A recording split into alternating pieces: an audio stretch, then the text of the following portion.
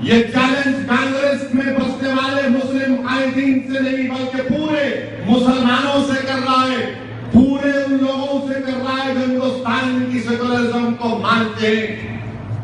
बताओ कितने ऐसे मर्द मुजाहिद थे जिन्होंने कर्नाटका से खड़े होकर उसका जवाब दिया और कहा कि नहीं, इस्लाम दहशतगर्दी को फरोग। 1400 साल पहले जब नबी करीम सल्लल्लाहु अलैहि वसल्लम की जब आमद हुई, आज की आमद दुनिया में दहशतगर्दी के खातिरे का पैगाम था। क्या ये जवाब नहीं दिया जा सकता था? कौन जवाब दिए? कोई जवाब नहीं दिया। कर्नाटका के भटकल को बदनाम किया गया कि भटकल में दहशतगर्द है। भटकल के लोगों ने मुझसे फोन करके कहा, सलाउद्दीन अवैसी हमारा एमपी ये कह रहा है, क्या कोई जवाब देगा? क्या कोई बताएगा? मैंने कहा आधे घंटे में सुन लो, टीवी पर देखो, पार्लियामेंट में मेरी तकरीर होगी, मैं तुम्हारी जुबान में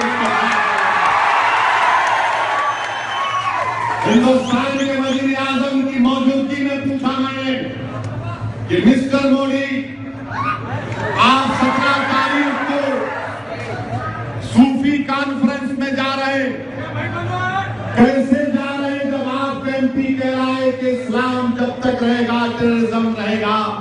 अगर ये सच्चा है तो मत जाओ सूफी कॉन्फ्रेंस में, अगर ये झूठा है तो उसको लात मार के निकाल कर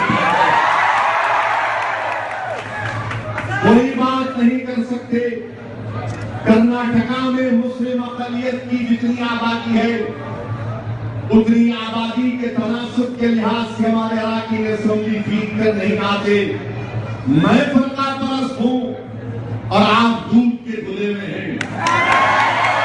जिला परिषद का इलेक्शन हुआ, एक मुसलमान को टिकट दिए बेचारे को, उसको भी हरा दिए, उसको भी हरा दिए।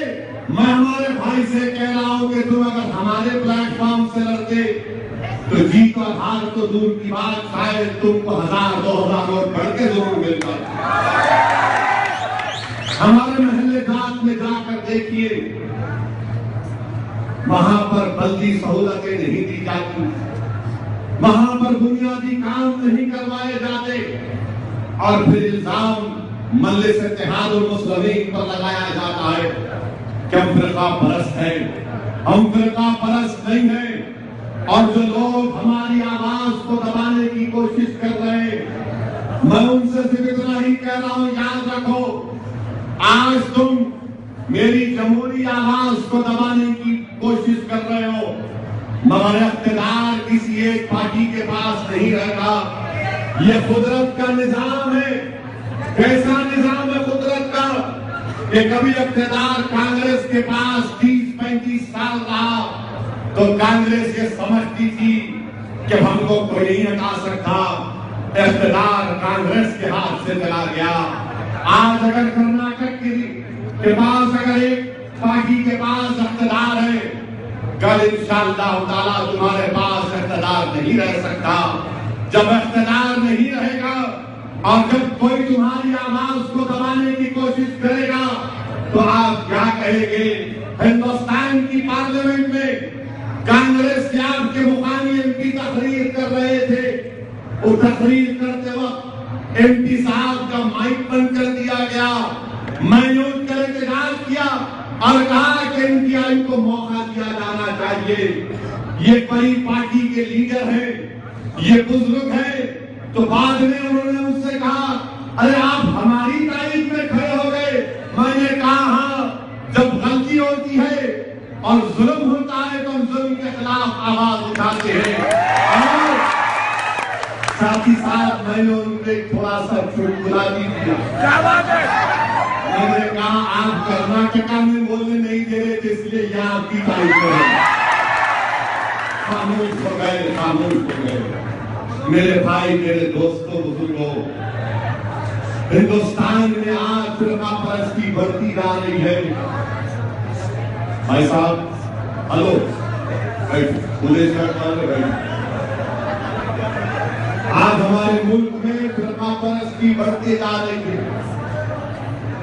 बहुत ज्यादा बढ़ रही है फिरका परस्ती। खुदा परस्ती को अगर रोकना है तो जरूरी है कि हम अपनी जमात को भी मजबूत करें, अपनी आवाज को भी मजबूत करें। क्योंकि याद रखिए, मैं आप तमाम नौजवानों से, बुजुर्गों से सवाल कर रहा हूं, हमने 65-70 साल में क्या हासिल किया? जो हमारे बुजुर्गों के दिलो दिमाग में शुकूक और शुबात है कि अगर एक क़यादत उभरेगी, एक आवाज उठेगी तो इससे नुकसान होगा। मैं हमारे बुजुर्गों से हाथ जोड़कर कह रहा हूं कि आपने अपनी जिंदगी को गुजार ली, कैसे गुजार ली? अच्छी आप मुझे देखो, तुमने अपने 55-60 साल की जिंदगी को गुजार ली, तुम दूसरी जमातों के पीछे दौड़ते रहे, तुमने दूसरी जमातों को कामयाब किया। मगर मैं उन बुजुर्गों से कह रहा हूं कि थोड़ी देर के लिए अपनी नजरें नीचे डालकर देखो। तुम्हारी नजरों के नीचे, तुम्हारे घर के अंदर, तुम्हारे आंखों के सामने तुम्हारा बेटा, तुम्हारी बेटी, तुम्हारा भाई, उसका मुस्तकबिल क्या हुआ? कौन सा उससे इंसाफ हुआ? कौन सी पार्टी ने उससे इंसाफ किया? क्या उस पार्टी ने तुमसे इंसाफ किया जिसके पीछे तुमने अपनी जिंदगी लगा दी? उन नौजवानों का मुस्तकबिल क्या होगा? उन बच्चियों का मुस्तकबिल क्या होगा? याद रखो नौजवानों, हिंदुस्तान में हमको अपना मुकाम हासिल करना है तो जरूरी है कि हम एक सियासी ताकत बने। अगर हम सिर्फ इफ्तार की दावत करके एक बड़े मिनिस्टर को बुलाकर उसके मुंह में खजूर डालेंगे तो तुम उसके मुंह में खजूर नहीं डाल रहे हो, बल्कि तुम अपने हाथ से अपने पेट पर खंजर मार रहे हो, तुम अपने हाथ से अपने मुस्तकबिल को तबाह कर रहे हो। बहुत हो गई ये इफ्तार की दावतें, बहुत हो गई ये कौमी यकजहती की बातें। अरे हिंदुस्तान में अगर सबसे बड़ा कोई सेकुलर है तो मुसलमान और दलित से बड़ा कोई सेकुलर नहीं हो सकता। हम कभी फिरका परस्त नहीं थे, हमने कभी फिरका परस्ती का साथ नहीं किया, इसलिए सियासी कुव्वत बनो। और मैं आखिर में एक बात अपनी कहकर खत्म कर दूंगा। कांग्रेस के बारे में मुझे किसी ने कहा कि साहब कांग्रेस के बारे में कोई बात कहो। मैं क्या बात करूंगा? घड़ी में टाइम क्या है देखो ना, क्या टाइम है घड़ी? तुम्हारी घड़ी की कीमत क्या है? समझे? क्या कीमत है तुम्हारी घड़ी की? क्या कीमत है तुम्हारी घड़ी की? 2000, 5000, 10,000।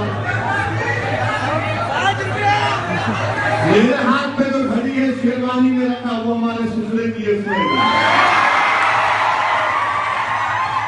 यहाँ के चीफ मिनिस्टर 1 करोड़ 40 लाख की घड़ी पहनते कहते, देखने के बाद बोल रहे अब मैं म्यूजियम में दे देता हूँ। मेरे को भी दो ना, मैं भी दे देता हूँ महात्मा बाबा को नजर आए। मेरे अजीज दोस्तों, ये बेवकूफ बनाने की मशीन बहुत चल चुकी है। अब हमको इनका टाइम बहुत हो गया, अब टाइम रोकना है। यहाँ से मजलिस का टाइम शुरू करवा, यहाँ से हम इंशाअल्लाह ताला आने वाली दिनों में अपनी तारीफ लिखेंगे इत्तेहाद की ताकत के बलबूते पर, एक सियासी शऊर को पैदा करेंगे।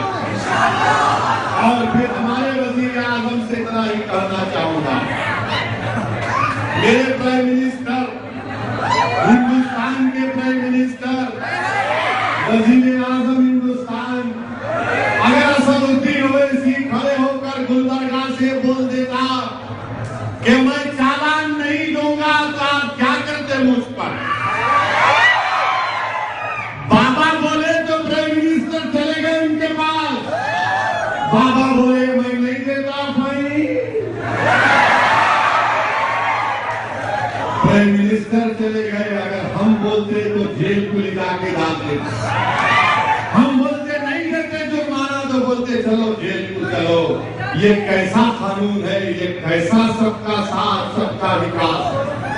मगर अल्लाह का इंसाफ देखो आप कि आरएसएस बीजेपी वाले बोलते थे बच्चा बच्चा राम का, राम राम राम के नाम लेकर मर्यादा गया। अब पुकारा कर रहे थे कि हम मंदिर बनाएंगे। कुदरत का भी अजीब निजाम है कि कुदरत ने कहा तुम राम बोले ना, आप कन्हैया ले लो। अब ये दोनों बोलेंगे, इन्हों बोलेंगे, उन्हों बोलेंगे, मगर मेरे भाई अब हमको अपनी जबान में दुनिया को समझाना पड़ेगा। जमात को मजबूत करिए।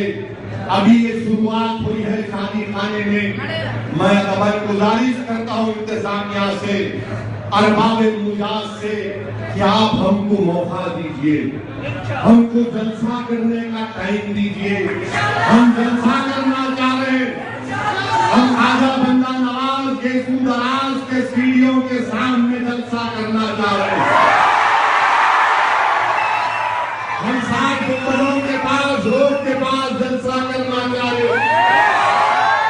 हमारा जलसा करा लो आप, उसके 4 दिन के बाद बीजेपी का करा लो, उसके 4 दिन के बाद कांग्रेस का करा लो।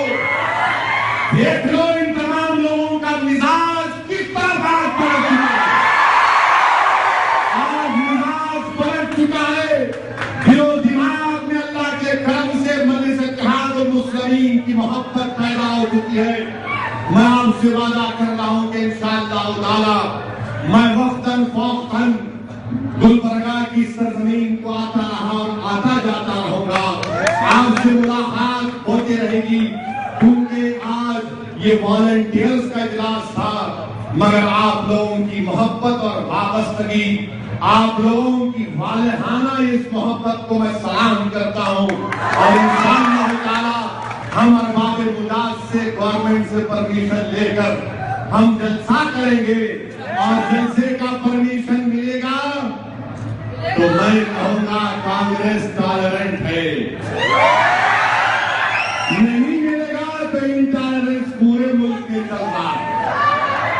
अगर बीजेपी का एमपी अपनी बात को रख सकता है तो इन गरीब मुसलमानों और दलितों का इनके सौदी ओवैसी भी अपनी बात रखने का हक रखते हैं। मैं हिंदुस्तान के कॉन्स्टिट्यूशन के अंदर रहकर अपनी बात को करता आया हूं और करता रहूंगा। और मुझे पूरा यकीन है कि आने वाले मुस्तकबिल में आपकी हमारी इंशाअल्लाह मुलाकात होगी। आप वहां बाबा के हाथ को मजबूत करिए, अपनी जमात को मजबूत करिए और अपनी पार्टी को रखने की कोशिश करिए और कामयाब करिए। शुक्रिया। वाक़िअ दावा अल्हम्दुलिल्लाह।